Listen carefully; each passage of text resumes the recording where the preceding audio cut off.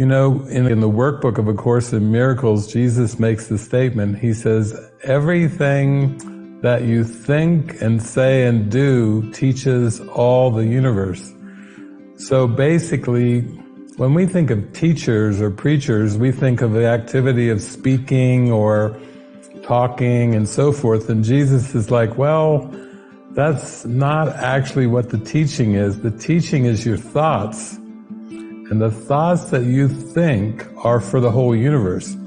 You think you're a man, then you think you're a woman, you think you're a human being, then you perceive a world of human beings and men and women.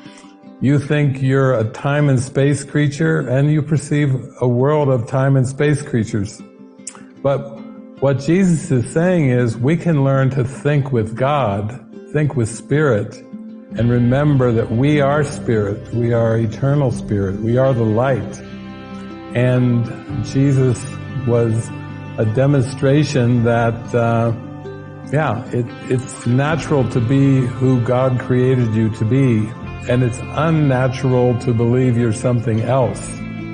And the whole point of spiritual awakening is to remember the light that you are, that everyone is. God created you, so it must be that we can accept that we are eternal beings. If God created us as eternal beings, it would be arrogant to think that we're something else. And that's what we have with this situation called time and space. A lot of arrogance, believing we know better than the Creator, believing our version of ourself, our flesh version, is better or more important than the eternal version that God created, called the Christ. Shine so bright that all fear disappears. Stay in true empathy and let go of outcomes. That sounds a lot like Joseph Campbell, follow your bliss. Imagine if you just said, I'm just going to follow my bliss, I'm going to follow my heart, and I'm just going to let go of concern for outcomes. I think Jesus said things to us 2,000 years ago that were really in line with this, stay in true empathy and let go of outcomes. He was telling us, do not be concerned with what you wear or what you eat. Seek first the kingdom of heaven, and all else shall be added unto you. Imagine shining so bright that in the morning, instead of you trying to decide what to wear, it just happened automatically. Involuntarily, you were slipping into your clothes. Involuntarily, if you were going to have breakfast, it just happened. Without you having to decide, am I going to have the waffles, the fruit smoothie? It just was like, imagine if your life was involuntary and you didn't have to have a concern about what you shall wear, what you shall eat, where you should go. It's like it's all just given to you, moment by moment. And all you're doing is flowing with the light and the love that's given you. Stay in true empathy and let go of outcomes. Isn't it great when you can just relax and let your intuition, your connection with Spirit, lead the way? Imagine that that's the kind of life you're leading, where every day is restful, it's peaceful, serene, tranquil, and you're simply watching the images glide by. Without their touch upon you, your mind is above and beyond the images of the world.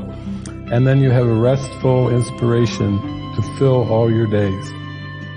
He's just saying, hey, it's a happy dance, and here, let's have just a happy, joyful life.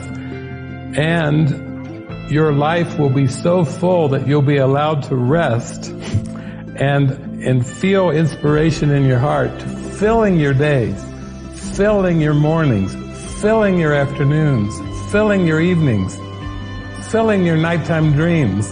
Happy, happy, happy, happy. That's what we're entitled to. We're entitled to a life of joy and happiness if we simply just say, it's your show. That's the greatest thing. It's your show. I'm all in. Have some fun. And Jesus is like, I will have some fun. Thank you very much. Don't be concerned about the dream characters. Don't be concerned. They did what they did. You're to have an inspired life where you listen and follow in your heart, and you have a joyful day, and you flow in that joyful day, and that's it. That's putting your full attention on saying yes to what is for you. You say yes to happiness. You say yes to joy. You say yes to love. You say yes to peace, and then you let Jesus and the Holy Spirit give you the instructions for anything that is necessary. But the big yes is, you're basically saying yes to God's will for perfect happiness. That's what you have to say yes to. And when you say yes to that, the rest is handled. The rest is the afterthought. The rest is like the afterburners. Jesus has got your engines fired up strong, so you're off into orbit. He's got you way out into orbit toward the light, and the rest is just an afterglow. It's like the tail of a meteor, you know. You're the glowing presence of that flashing meteor through the dark sky, and then Jesus is like, don't worry about the tail. That's just your afterglow. You know, I'll handle that too. That's the way a happy dream is supposed to be. You're supposed to feel connected and feel the feeling of love like it's a big dance, it's a big swirl. Absolutely delighted. Just like a child is delighted to be able to go out and play. You know, can I go out? Can I go out? Can I go out? Go out. And they go flying through the door. In glee, because they're happy to have a playful day. They love to play. They want to go out and play. And then when they say, go ahead, that's the way you want to have your life be. You want to have your life be a joyful, happy life where you feel like you're playing all the time. And you can let go of those ideas of work and struggle and survival, because if Jesus says, seek first the kingdom of heaven and all else will be added, I don't think he's lying to us. I think he's saying, if you follow your bliss and your joy, everything else will be handled without your effort.